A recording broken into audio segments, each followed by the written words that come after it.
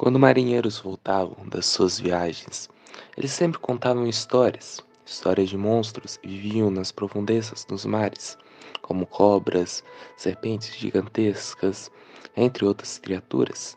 Porém, uma das histórias mais conhecidas era das sereias, lindas mulheres, meio humanas, meio peixes, que cantavam, chamando os marinheiros para se atirarem na água e dessa forma se afogarem. Porém, essas histórias não passam de histórias, mas existe uma certa verdade por trás delas, já que elas foram inspiradas em animais aquáticos reais, que muitas vezes decepcionam por não serem iguais às lendas. Um desses animais são os sirênios, que quer dizer basicamente forma de sereia. Bem, eles não se parecem em nada uma sereia, porém acho que para algum marinheiro bêbado deveria parecer. Os sirênios são um grupo de afrotérios, ou seja, eles são mamíferos, que descendem de um grupo de mamíferos originários da África. Mas mais específico, os sirênios são tetitérios. Tetíria é um grupo que atualmente só inclui os proboscídeos, ou vulgarmente conhecidos como elefantes, e os próprios sirênios. Porém, no passado existiram muitos outros grupos de Tetíria. Seu nome faz referência ao antigo oceano de Tétis, que existia entre a África e a Europa. Porém, como é que evoluíram os sirênios? Há muito tempo atrás, os sirênios eles evoluíram na Jamaica. Mas aí fica a questão, como é que eles atravessariam o Oceano Atlântico até chegar na América do Sul e dessa forma ao Caribe, onde fica a Jamaica? Bem, isso se deve às balsas de vegetação.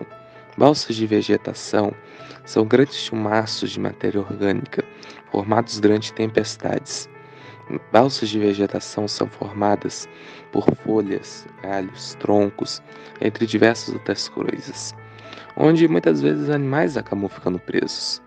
Isso acontece com relativa frequência na natureza.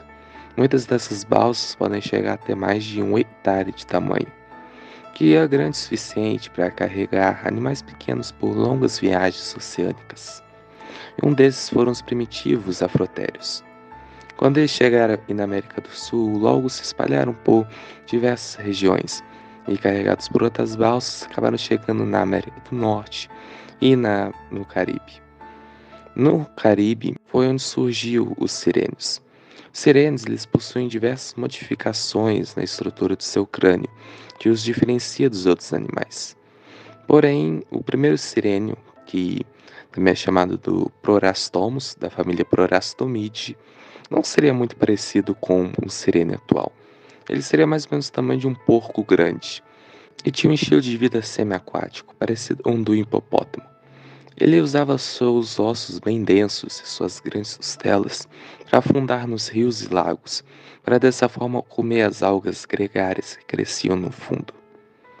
Porém, os sirênios estariam destinados a se tornar eventualmente as conhecidas vacas marinhas, que ganharam esse nome por pastando as algas do fundo, onde muitos marinheiros os viam e chamavam de vacas marinhas, apesar de algumas vezes também chamarem de sereias. Porém, o Prorastomus ainda era um animal bem terrestre. Mas tudo isso começa a mudar com a próxima família. Os protocerenídeos são os primeiros sirênios realmente a ingressar no mar.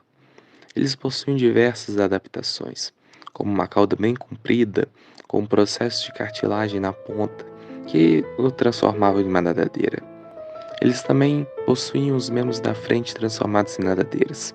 Porém, diferentemente dos cetáceos, onde os ossos do dedo são duplicados para formar as nadadeiras, nos sirênios as nadadeiras são formadas pelos próprios braços e mãos, ou seja, as nadadeiras dos sirênios são basicamente seus braços. Porém, os protocerenídeos ainda possuíam seus pés. E os protocerenídeos se espalham rapidamente por todo o mundo. Eles são encontrados em diversos lugares, desde a América do Norte, Caribe, África. Os serenídeos ainda eram incapazes de dar à luz embaixo d'água, o que os fazia deles animais semi-aquáticos. Porém, tudo isso muda na próxima família, a família Dugongide, que a propósito existe até hoje. A família Dugongide é a primeira a conseguir dar à luz embaixo d'água. Dessa forma, eles não precisavam mais voltar para a Terra. Então, devido à evolução, eles vão perdendo se tornando animais totalmente aquáticos. A família do Gongide ainda existe até hoje, porém é representada por apenas uma única espécie, também conhecida como dugong, que vem do malaico e quer dizer sereia. O dugong, ocorre basicamente no mar e se alimenta de algas gregárias e cresce no fundo do oceano. Porém, com o início da era glacial, o habitat dos sirênios foi muito reduzido. E hoje em dia, os sirênios são representados por apenas 4 espécies, sendo as outras 3 de uma outra família derivada do Gongide, que são os triquequídeos. Os triquequídeos possuem algumas diferenças dos dugongs, sendo as principais delas o formato da cauda, que nos dugongs é mais parecido com a dos golfinhos, e nos triquequídeos parece mais com um remo. Além disso, os triquequídeos perdem as unhas das mãos, enquanto os dugongs ainda as mantêm, e os triquequídeos habitam mais águas, costumam entrar em águas salobras e em água doce.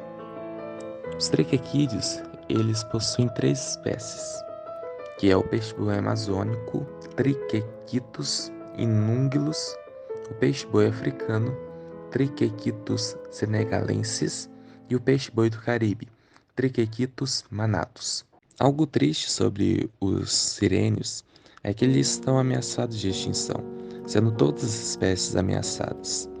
Isso se deve que ocorreu principalmente no passado, mas em alguns lugares do mundo ainda continuou, como principalmente na África, onde o peixe-boi africano ainda é muito caçado, principalmente pela sua carne, pelo couro e pela gordura. Muitos ainda compram filhotes de peixe-boi ilegalmente para ter como pets.